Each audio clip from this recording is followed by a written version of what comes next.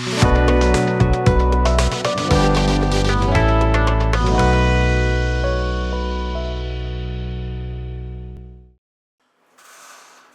Business channel நேயர்களுக்கு எண்ணியல் நிபுணர் சதீஷ் ராவின் வணக்கங்கள்.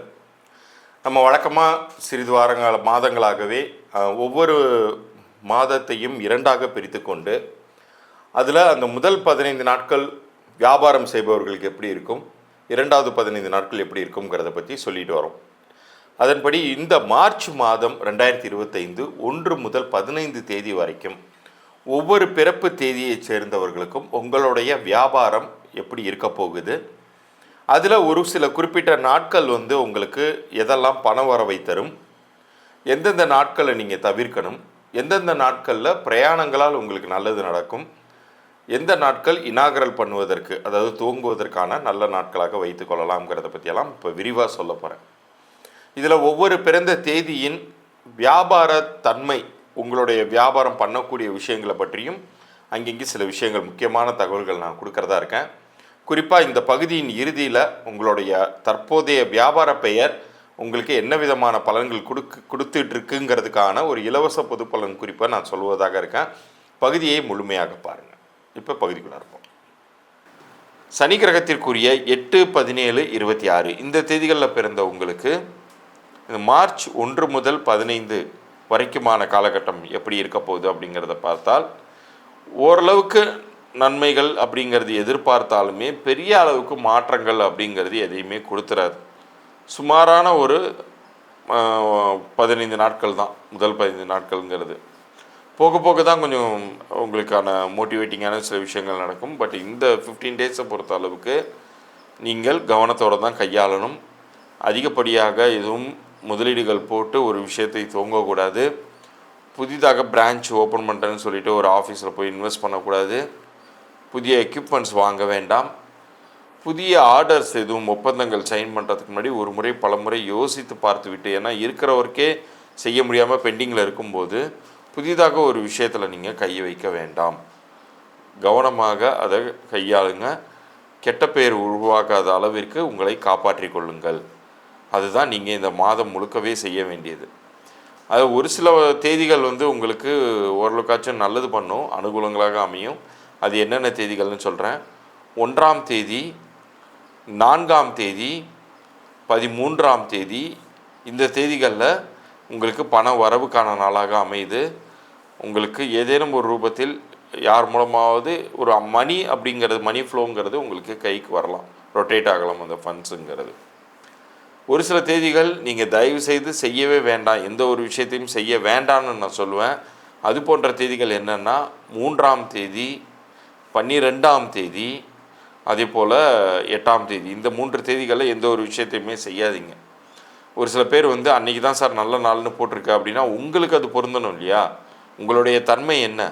சனியின் தன்மையில் இருக்கக்கூடியவர் நீங்கள், தொழில்காரகன் சனி. அவருக்கு மிக சுபத்துவமான ஒரு சில தேதிகளில் இருந்தாலுமே அவங்க செட் ஆக மாட்டாங்க. அதையெல்லாம் மனதில் வைத்து தான் இப்போ நான் சொல்கிற இந்த தேதிகளை முறையாக ஃபாலோ பண்ணுங்கள். உங்களுக்கு பெரிய ரிஸ்க்லேருந்து காப்பாற்றப்படுவீர்கள். இந்த 15 நாட்களில் ஏதேனும் உங்களுக்கு அதிகப்படியாக லோன் தரேன், நீங்கள் வாங்கிக்கோங்க அப்படின்னு சொல்லிவிட்டு ஏதாச்சும் ஒரு வாய்ப்பு வரும். பணமும் கிடைக்கும் உங்களுக்கு. ஆனால் அவங்க கமிட் பண்ண இன்ட்ரெஸ்ட்டை தாண்டி மிக அதிகப்படியான ஒரு ஹிடன் சார்ஜஸோடு தான் நீங்கள் அந்த சுமையை சுமக்க வேண்டியதாக போயிடும். ஸோ இந்த 15 நாட்களில் கடன் வாங்குவதையும் பணம் வாங்குவதையும் முழுக்கவே தவிர்ப்பது அப்படிங்கிறது உங்களுடைய எதிர்கால வியாபாரத்திற்கு நல்லது. இந்த சமயத்தில் இப்போ போய் லாக் ஆனீங்கன்னா காலகாலத்துக்கும் அது உங்களை போட்டு நசிச்சுக்கிட்டே இருக்கும். முடிந்தவரை பணம் வாங்குவதை தவிர்க்க வேண்டும். இந்த மாதத்தின் பிற்பகுதியில் வேணால் அதற்கான வாய்ப்புகள் உங்களுக்கு வரும்போது ஏற்றுக்கொள்ளலாம். முற்பகுதியில் தயவு செய்து அது எதுவுமே செய்யாதீங்க. குறிப்பாக நான் இந்த தேதிகளில் ஜாக்கிரதையாக இருக்குன்னு சொன்னோன்னா அந்த தேதிகளில் தான் தேடி வரும் கெடுதல்கள்ங்கிறது. ஸோ அந்த தேதிகளில் நீங்கள் ரொம்ப கேர்ஃபுல்லாகவே கையாளுங்க. தெய்வ அனுகூலங்கள் உண்டாக்கி கொள்ள வேண்டிய ஒரு தேதியாக நீங்கள் 13ஆம் தேதியை தேர்ந்தெடுத்து கொள்ளுங்கள். அந்த தேதியில் பிரார்த்தனை பலம் கூடக்கூடிய ஒரு நாள். உங்களுடைய முயற்சியால் அல்ல, உங்களுடைய தெய்வ அனுகூலத்தால் உங்களுக்கு கிடைக்கக்கூடிய பிளெஸ்ஸிங்ஸ்னால் ஒரு சில விஷயங்கள் ஒர்க் அவுட் ஆகும். ஸோ வியாபாரத்திற்காக நல்லது நடக்கணும் அப்படின்னு சொல்லி நீங்கள் நினச்சிங்கன்னா இந்த நாளில் போய் நீங்கள் வேண்டிட்டு வரலாம். உங்கள் குலதெய்வம் கோயில் விசிட் பண்ணலாம்.